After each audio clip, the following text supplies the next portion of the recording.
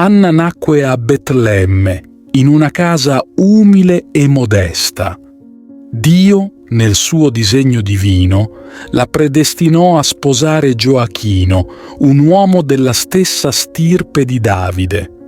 I due sposi, scelti dal cielo, vivevano nella speranza e nella preghiera, desiderando ardentemente un figlio. Con lacrime e devozione invocavano l'Onnipotente affinché esaudisse il loro desiderio. Come l'antica madre di Samuele, anche Anna prometteva di consacrare il figlio a Dio qualora le fosse stato concesso. Gli anni passarono e Anna, ormai avanzata in età, rimaneva senza figli. All'epoca questa condizione era vista come un castigo divino, un segno di esclusione dalla partecipazione alla nascita del Messia. Gioacchino, giunto in tarda età senza prole, venne allontanato dal Tempio di Gerusalemme. Con il cuore colmo di tristezza si ritirò nel deserto, tra i pastori.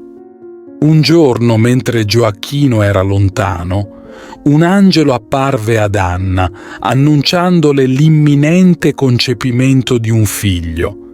Contemporaneamente, lo stesso angelo apparve in sogno a Gioacchino. I due sposi si ritrovarono alla porta aurea di Gerusalemme, scambiandosi un affettuoso bacio. In quell'istante, si narra, avvenne l'Immacolata Concezione di Maria. Anna sopportò con pazienza l'ignominia e il compatimento delle donne di Nazaret. Dio, nella sua infinita bontà, la consolò, eleggendola a madre della Vergine Maria. Gioacchino e Anna si ritirarono in preghiera e un angelo apparve loro dicendo: «Anna, il Signore ha ascoltato la tua preghiera.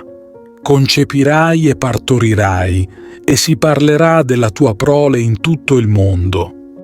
Anna, ricolma di beatitudine, partorì una bambina, Maria, che Dio colmò di grazie.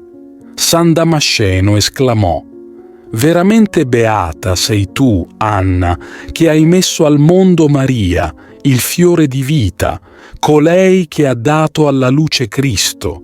La tua maternità è celebrata da tutte le anime pie, e ogni lingua glorifica la tua prole».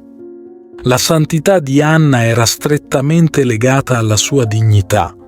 La sua fede, l'amore per Dio, l'unione intima con Lui, l'osservanza della legge divina, la purezza, la carità, la prudenza, la fortezza, tutte queste virtù si intrecciavano in lei.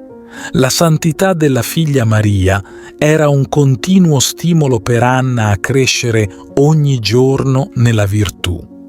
Maria, visitando Elisabetta e riempiendo la sua casa di benedizioni, non fece altro che riflettere la grazia di cui Anna era colma, avendo vissuto con la Vergine per molti anni.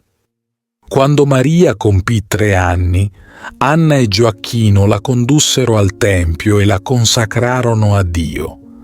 Fu un grande dolore per Anna, ma lo sopportò con la serenità dei giusti, vedendo in ogni evento un disegno della provvidenza per il bene delle anime. La missione di Anna era ormai compiuta.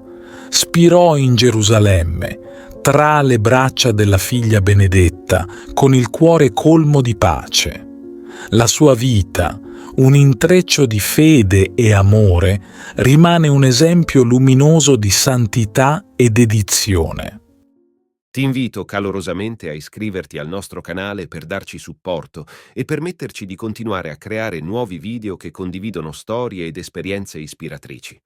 La tua iscrizione è un prezioso sostegno che ci motiva a condividere più contenuti di valore e a diffondere messaggi di speranza, fede e crescita personale. Grazie di cuore.